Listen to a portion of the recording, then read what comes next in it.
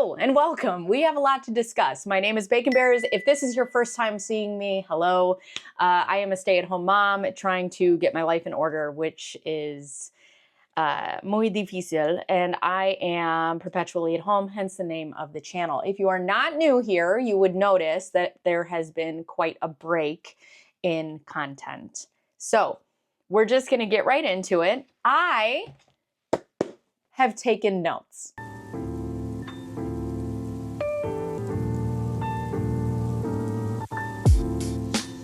Okay, so I plan on coming back and being organized, and anyways, can you hear that?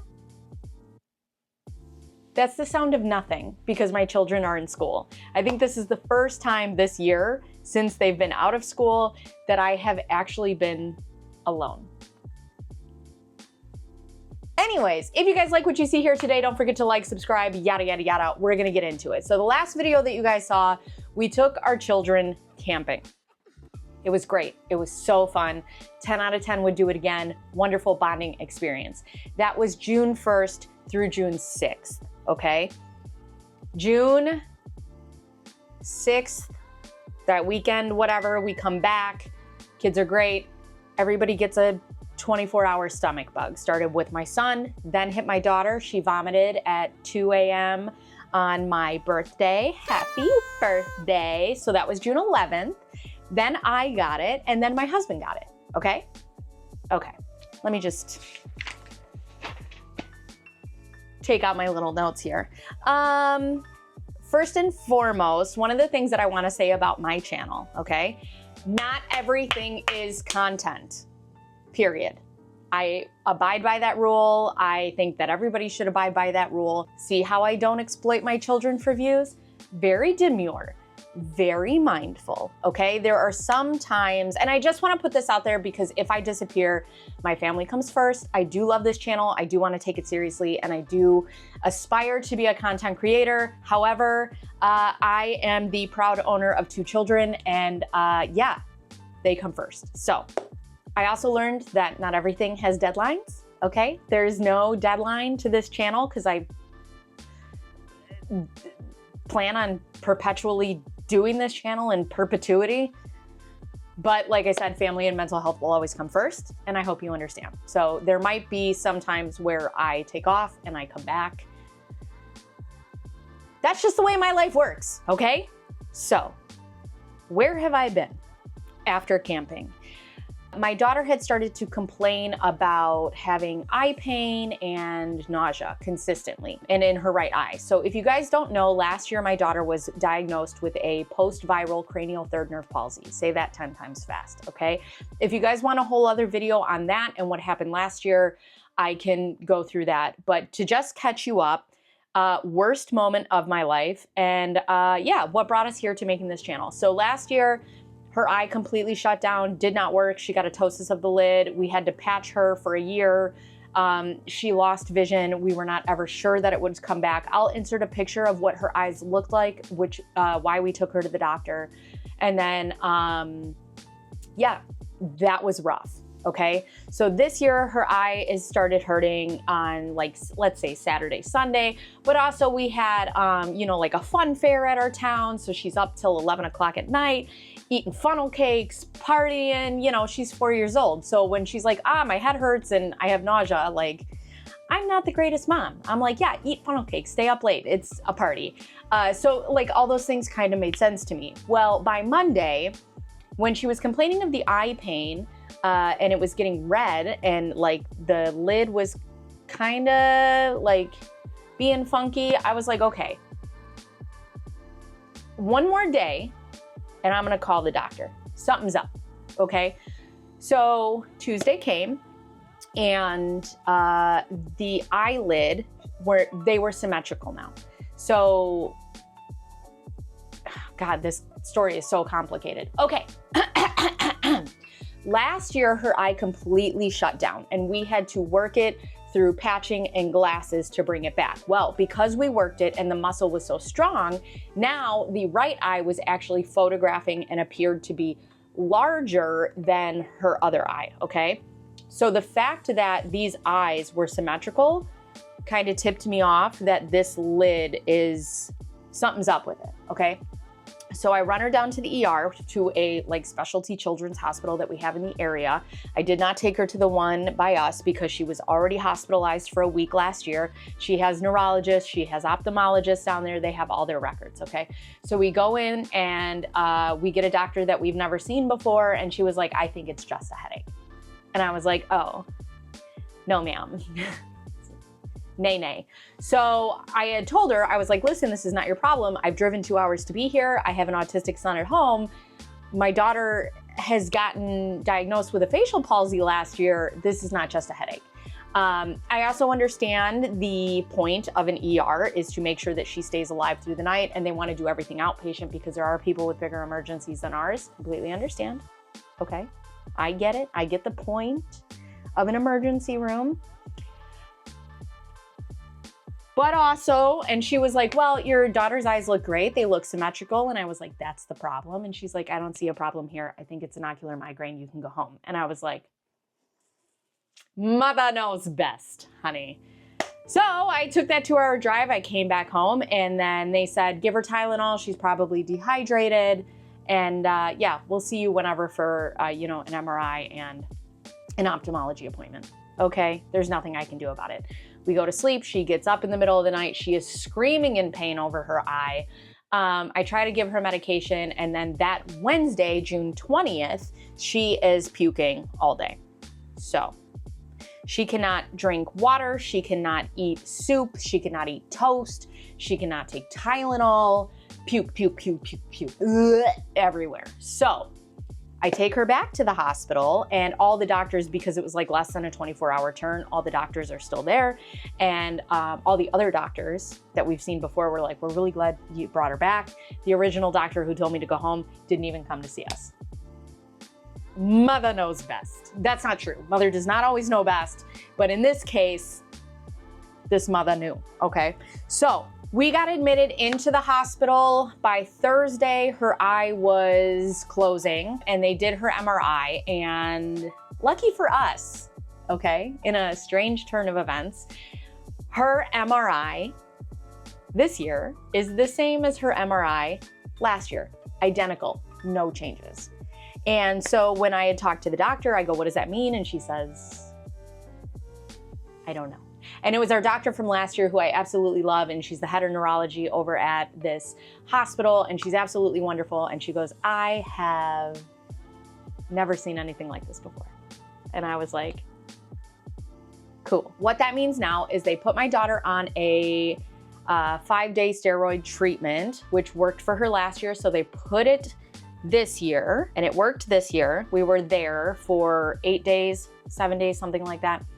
She got her steroids. We were able to come home, do the taper of steroids. It did not affect the eye the same way that it did this time, although she does have an ophthalmology appointment today, which I will update you. But I think last year we thought it was an ophthalmology problem, and this year we're learning it's a neurological problem. So where does that leave us? They brought up the word lupus a lot. They brought up myasthenia gravis. They brought up MS.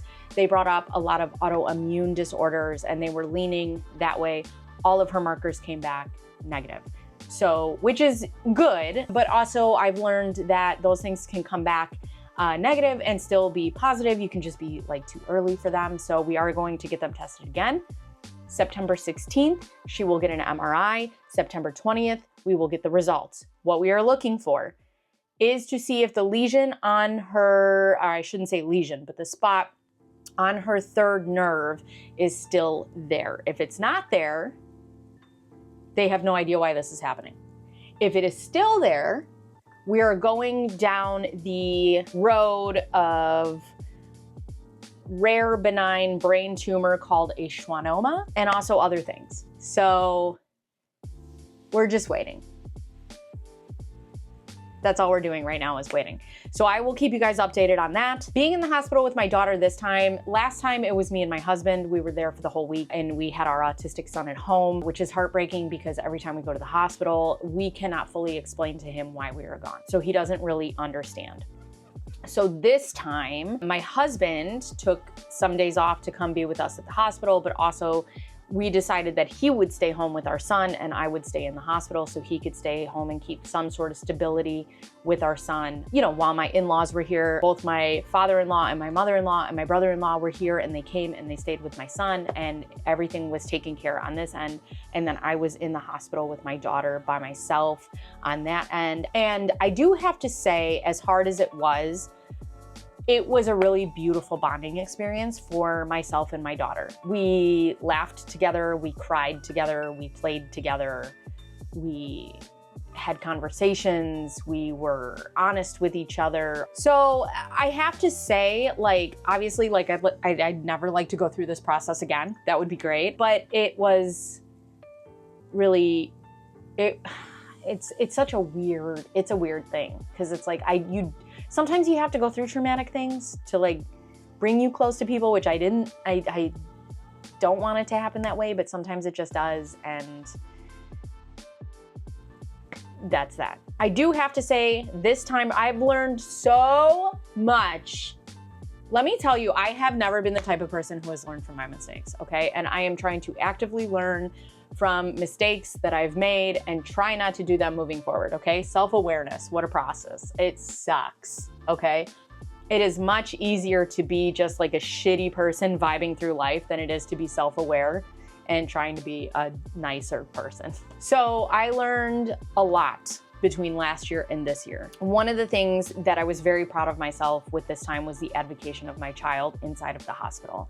I did not relent when there were things that I needed or wanted to be tested for, you know, and not that there was like any arguments. The doctors were like, well, we don't need that or whatever. And I said, yes, let's do it. And it ended up that my hunch ended up being right. So the doctors were not going to test for Mycoplasma pneumoniae, which is what she came up as positive last year. And I said, please test for it. And they were like, we really don't need it. It doesn't make a difference. And I was like, I need it. It makes a difference for me.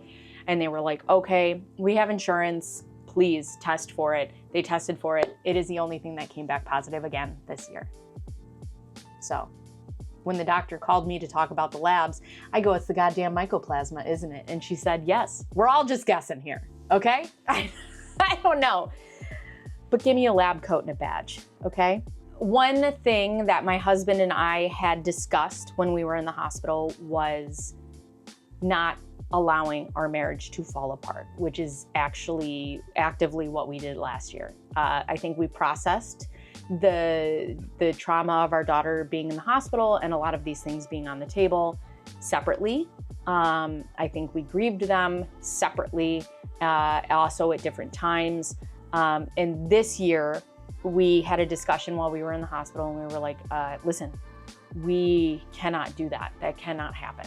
And for the sake of our marriage and for the sake of our family and the sake of our kids going through this process, we have to be the strongest team. And, you know, we gave each other grace and we gave each other patience.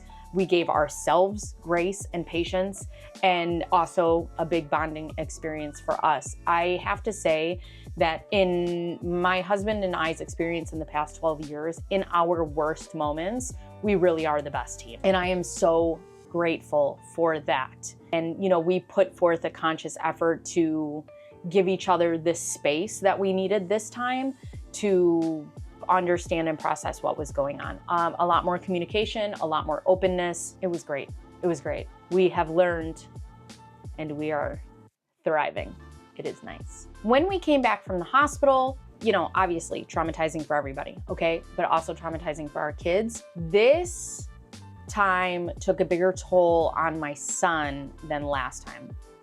And it also took a bigger toll on my son than I thought it was going to. We tried to FaceTime him. We tried to explain to him where we were and why we were doing it. His separation anxiety now from his sister is really bad, really bad. So they are now both going to school, but we are trying to ease into that.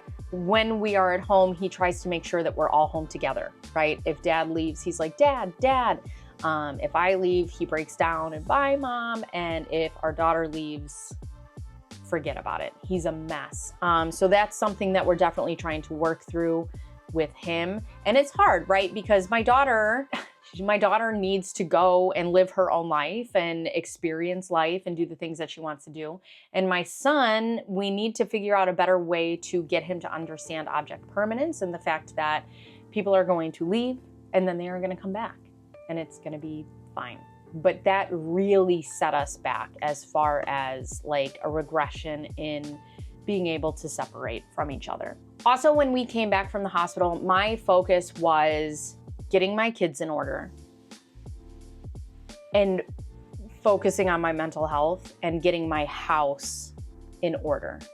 I knew that when the kids went back to school, I wanted to hit the ground running and I wanted to do content and I wanted to do my Amazon stuff and I want, you know, to do all of these things, but those things couldn't happen if I didn't have everything else in order. I also have some DIYs and upgrades that I want to do to the house. And I knew that certain things had to happen.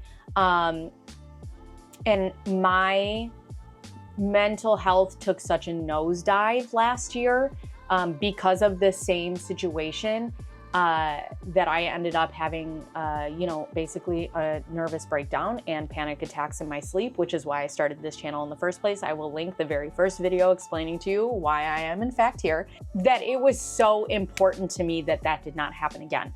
And the reason that I did not create content is because, like I said, not everything is content. I am on here because this is fun for me. I am on here because this is a creative outlet and because I like it. I didn't want to have the added pressure of trying to hit a deadline of every Thursday to make a video because I needed to take care of myself, because if I don't take care of myself, I then in turn cannot take care of my kids.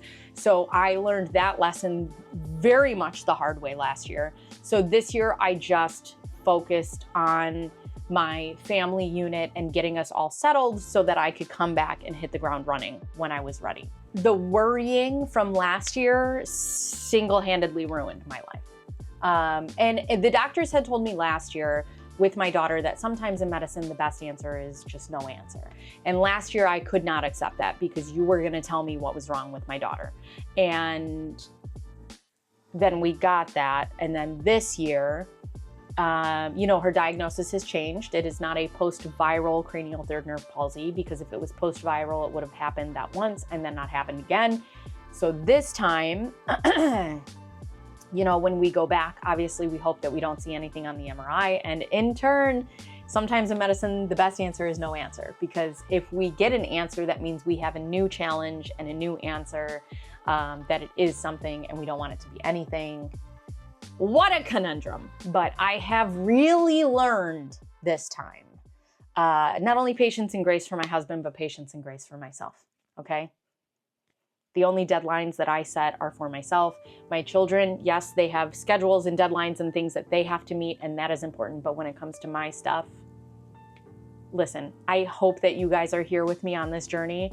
But if you're not, because I'm not consistent or can't be consistent because I have a kid on the spectrum and one going through whatever the hell this is, you know, don't let the door hit you with a good Lord split you. But I'm gonna try my best. So where does this leave us? Or what can you expect from me? So let's put this on the schedule. In September, we will get my daughter's MRI and we will figure out, we will also get more blood work done to figure out if we are going through an autoimmune disorder, if we are dealing with a brain tumor, or if we are dealing with nothing, or what they call idiopathic, which means we have no explanation for why this is happening.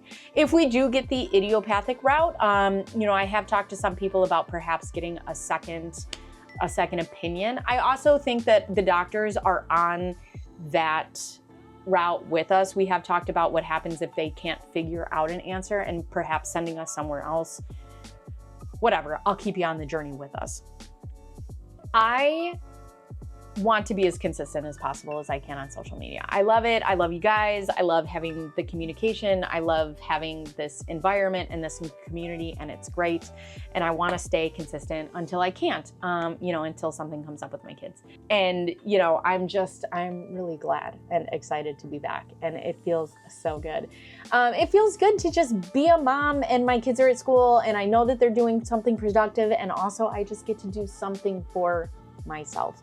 And I learned that if your cup is not filled, you cannot fill other people's cups. So the glass needs to be at least half full. That's the update of where I've been.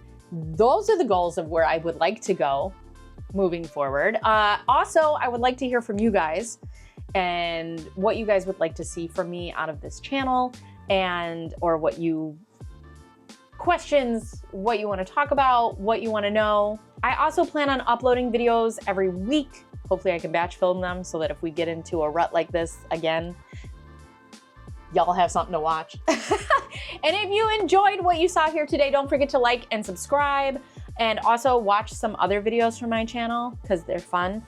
And my name is Bacon Bears and I'm perpetually at home. I'll see you next week.